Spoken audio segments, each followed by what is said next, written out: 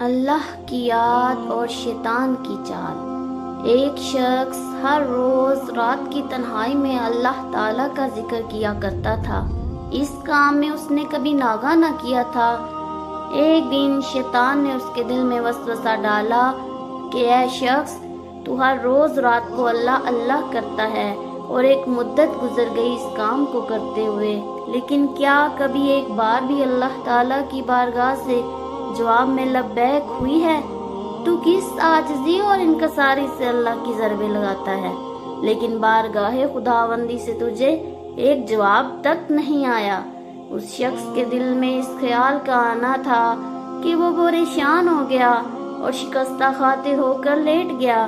خواب میں اسے حضرت خضر علیہ السلام کی زیارت ہوئی۔ آپ نے اس سے پوچھا، اے اللہ کے بندے، تو اللہ کے ذکر سے رک کیوں گیا ہے؟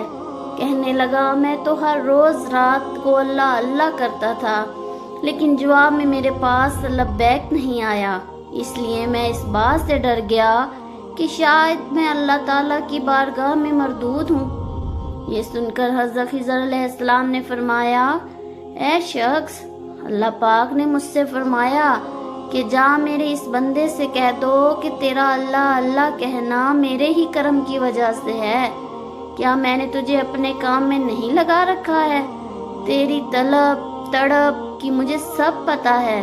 میں تجھے بھولا نہیں ہوں، نہ ہی میں نے تجھے نظر انداز کیا ہے۔ تیری ہر پکار پر اور ہر بار اللہ کہنے پر میں تجھے 1000 بار لبیک لبیک کہتا ہوں۔